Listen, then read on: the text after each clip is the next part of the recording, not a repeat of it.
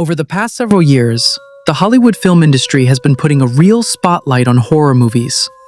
What's notable is that most of these horror movies are based on true stories. And while these movies do build their narratives around those real events, a lot of things end up shown incorrectly or altered along the way. Recently, on this channel, we uncovered the true story behind The Conjuring, and today, in this video, we're going to shed light on the true events behind a movie called Annabelle. This story goes back to 1970. A girl named Donna received a doll as a gift from her mother on her 28th birthday. It was a fairly ordinary Raggedy Ann doll that looked sweet and harmless.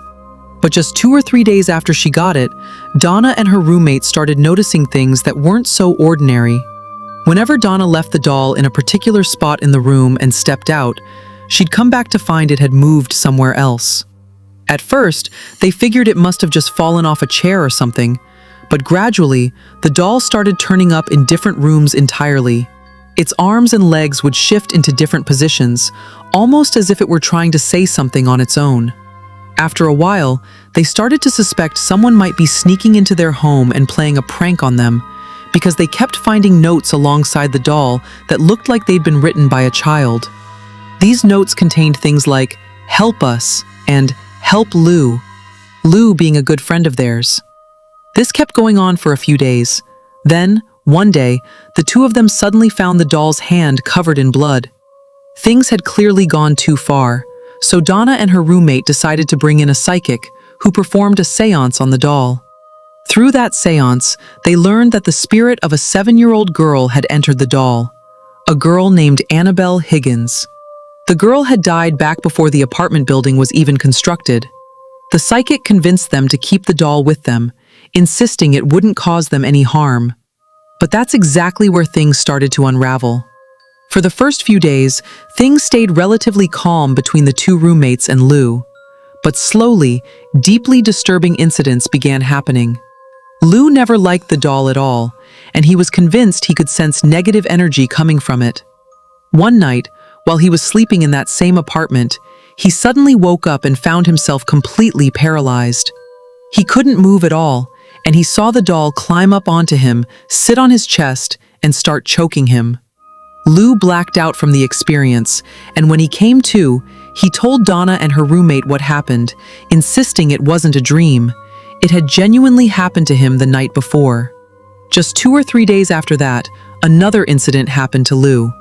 This time, Lou and the others heard strange sounds coming from Donna's room, even though she wasn't home. Lou went to check the room, and the moment he stepped in, the noises stopped. He noticed the doll had moved from its spot toward the door, and as he tried to close the door, he felt something come at him with tremendous force and slash across his chest. It felt like some kind of demonic force. Lou ran back to his own room, and there he discovered his chest was bleeding, marked with deep gashes that looked like a child's claw or fingernail marks. After this, Donna, her roommate, and Lou brought a priest to their home to investigate. The priest told them the three of them needed to seek help from Ed and Lorraine Warren, who at the time were well known for their work and research in the field of paranormal activity. As soon as Ed and Lorraine heard about the situation, they came to investigate Donna's apartment. They explained that the doll was possessed by an extremely powerful spirit, one that was trying to take control of the body of one of the three of them, and that it would keep trying through repeated encounters or attacks. It was obvious that Lou was the target. At Lou's request, the Warrens used their expertise to perform an exorcism on the doll. Once the process was complete, they realized just how powerful this entity truly was, and that the only way to stay safe from it was to permanently and completely cut off all contact with it. Warren placed the doll in his occult museum under extremely tight security. To this day, you can still go and see the doll at that museum, but visitors are strictly warned never to speak to it in any way. In total, 2 movies have been made about this story, and it's been referenced in others as well. In 2011, a couple got involved with the doll in some way, and on their way back from that encounter, they were in an accident and ended up badly injured. At another point, a man went to see the doll at the museum. He mocked it, and despite being warned by Warren not to, He kept doing it repeatedly. Warren eventually had him thrown out of the house. On his way home on his motorcycle, he was involved in a terrible accident and lost his life.